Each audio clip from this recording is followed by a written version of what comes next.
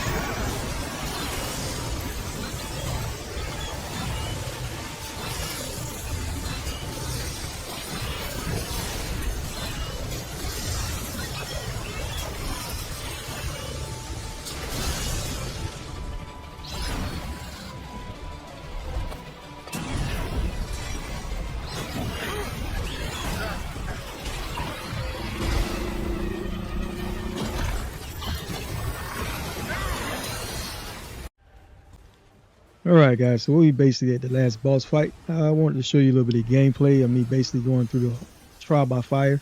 Show you a little bit of boss rush gameplay using this particular build to show you that you can tackle anything on Apocalypse and mostly all the content within this game using this build.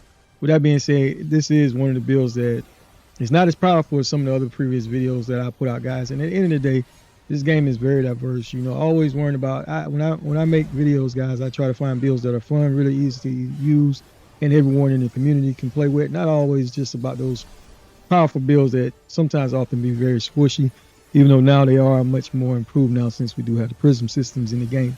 So again, this build is for those who play this game solo, like myself, guys. I play this game a lot, pretty much solo most of the majority of the time, and it's really easy to put together. None of the items require any hardcore mode difficulty or anything.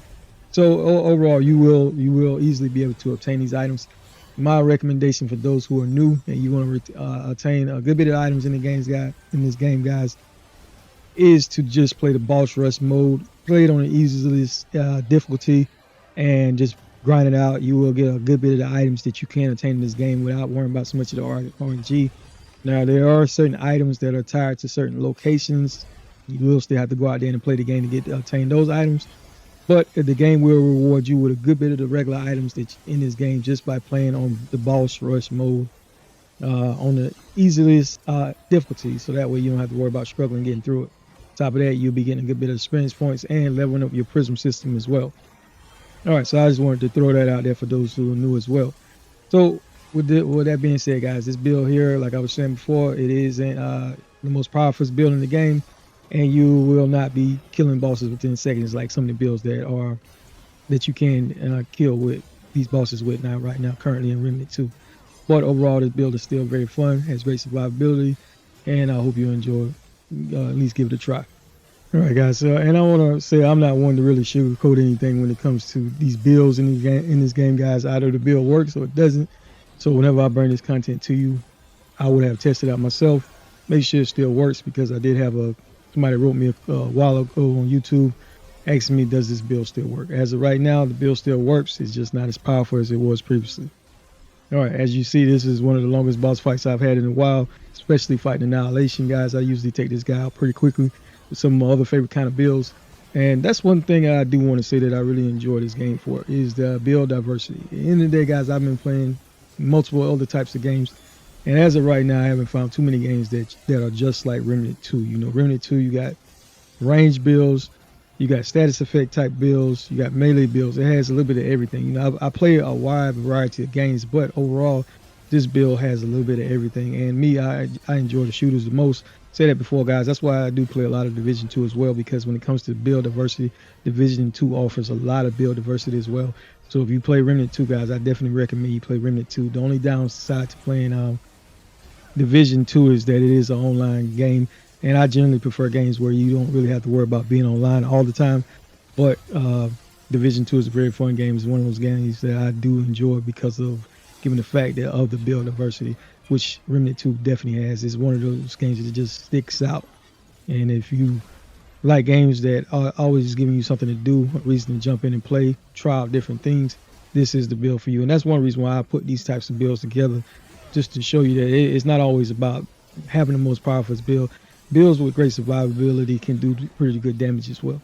All right, so this is one of my longest videos. I usually don't talk this long, but let's get ready to go with this build breakdown. All right, guys, so here's a little demonstration of the range. And like I said, this is the most powerful build, so it isn't about the numbers. I'm going to show you how it works. Basically, guys, I throw one of those little bright bombs out, guys, and that increases your damage by 10% while it is active. And then, you know, it doesn't really matter the order in which you activate your long gun or your skills. That given point, just proc it. Make sure you got your shield up at all times. That's going to be one thing that's going to keep you alive. All right, so the Evoker is the primary class. Most of you know what it does already, but it doubles base skill charges for all archetypes. Skill activation reduces skill cooldown by 10%, and it also increases base Nerudian energy reserves for turret and drones by 50%. So, you know, if you wanted to run like the engineer, this is a great setup. All right, well, Kayla, guys, basically you cast a tidal wave dealing 819 elemental damage, guys, and those enemies within that certain range, you will gain, the allies gain haste, which increases the action of everything you do. the enemies will get drenched, which slows down their movement. And every so often, those enemies will be shock as well. All right, the Archon. Basically, the Archon Havoc form is just great, even though it got nerfed. You got the lightning tendrils that basically shock the enemies whenever you fire it, and if you aim it, it gives you a shield. And basically, you got a little blink, dodge, evade that comes with it as well. Whenever you press it, it does do a little bit of damage to those enemies that you blink past as well. All right, guys, your armor. I wanted to make this build pretty tanky, but you can wear whichever armor you prefer. I did use the Letter Mark 1 armor, guys, because this is a pretty tanky armor. As you can see, I had a total damage reduction right there at 68%. The max you can get on that total damage reduction is 80, so you know that 68% was very, very close, guys. And you will see your tonics. You got a tonic that you can take as well that will boost that even more if you do need some more tankiness. All right, your relic. I did use the Shielded Heart relic for basically whenever you use it, it gives you a shield for 100% max health. Lasts until it is damaged. Now this relic here, the Bloodless Heart relic, would have worked great as well. There's one issue though, given the fact that it only lasts for 3 seconds. So it has an increased relic use speed of 50%, gives you a shield, and almost prevents you from taking any damage, guys. But there are certain things that you still can't die from. But it only lasts 3 seconds, so that's no good in a boss fight, in my opinion, guys. I'd rather use the Shielded Heart relic. It lasts a lot longer. You get 20 seconds on it, guys. And it lasts until it's out of damage, or those 20 seconds are. All right, Monolith Long Gun. Like I said, this gun was nerfed, guys, but it's still pretty great for dealing with most stuff in this game. All right, you fire that Concentrated Sand. Continuously apply Expose. All enemies that are exposed will eventually take 15% additional damage from all sources. The main perk on this gun is called Sandstorm. It launches a spear. It basically surrounds the enemy, dealing elemental damage. That enemy dies and moves on to the next enemy. All right, and the mutator I did use is called Spell Weaver. This increases the weapon's mod damage and mod generation by 15% for 10 seconds, guys. Whenever activating the skill at level 10, the weapon's mod reduces skill cooldown by 1% for every 100 mod power cent. So they go together hand in hand, guys. As long as you keep using it, you get your skills back, you get your mods back pretty quick. All right, your melee weapon again didn't really matter. I did use the Crow Axe, guys, but you do your charge throw it, and it applies overload or shock overload on the enemy. And I paired it with the Tainted Blade, guys, to be able to apply a little bit of corrode as well.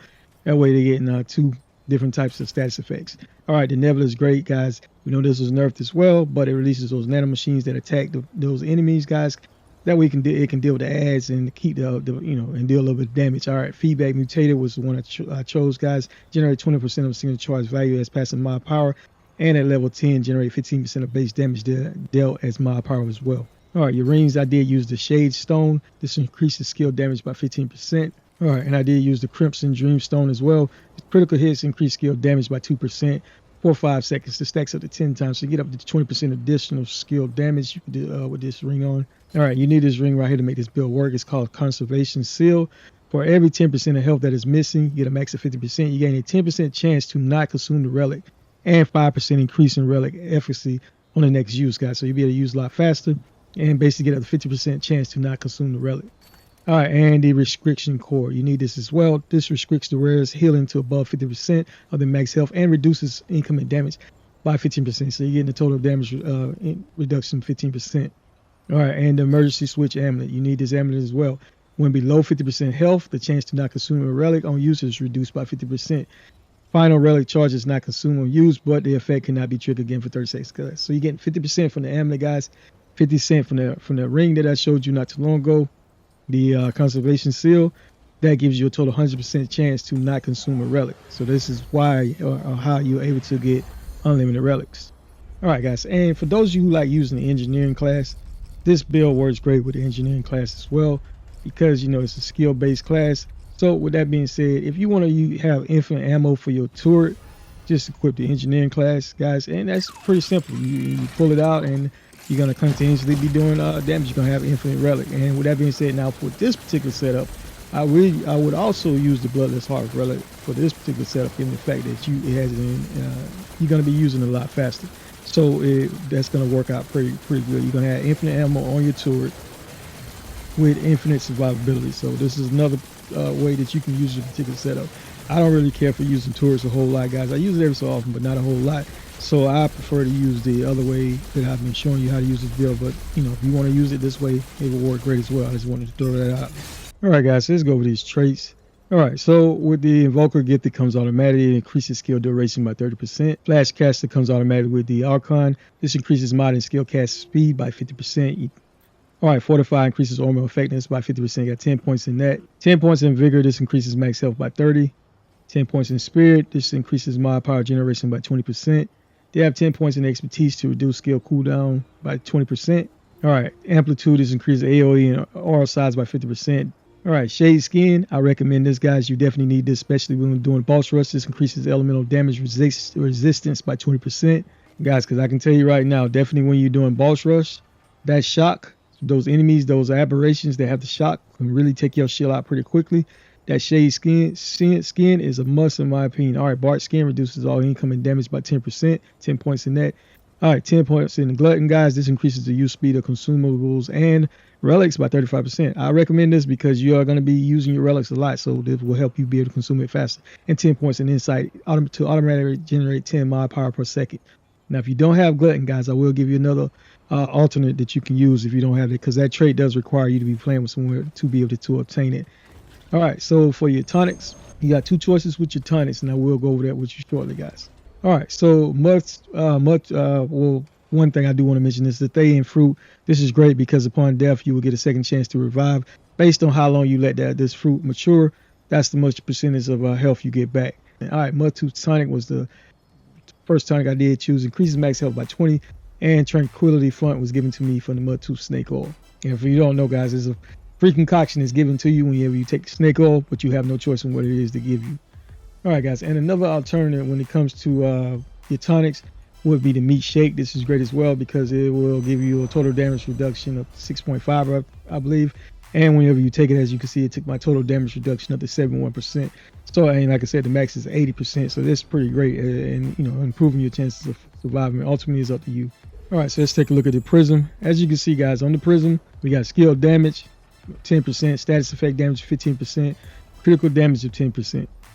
Also on the Prism itself, we got status effect damage of 15% with Wizard. This gives you mod crit chance and skill crit chance 7.5. Longevity, this basically gives you mod duration and skill duration. Revitalize, guys, this gives you health regeneration and skill cooldown. We got Mage, this gives you mod damage and mod power generation. And Sadistic, that was just a legendary role, but you could use, I'm gonna show you another you could use as well. And that basically status effect damage has a 50% chance to deal 2 times more damage per tick. But this build is more based on skill, but I'm still using some status effect elements, so I felt that this would have worked pretty good with this build, and as you see in the gameplay, it did in my opinion. All right, so this was another Prism that you could have used as well, guys, even though I don't think it would have performed as well, but if you don't have that Sadistic, you can use the Unbridled. And basically, if you don't know what that does, it basically reduces skill cooldown in half, so you will be using your skills like you basically already got them instantly, but you will definitely even be getting back even more fast than what you're already getting them. All right, and for those of you who don't have the Glutton trait, guys, I do recommend that you use one of the Mythic relics, for example, the Mythic use speed, and that will give you increase in consumable speed used by 15%. That's if you don't have the Glutton trait. All right, guys, thank you for your valuable time. I know this is one of my longer videos, but I wanted to break this build down, especially for those who are new. Thank you for your valuable time as always. D-Werewolf out.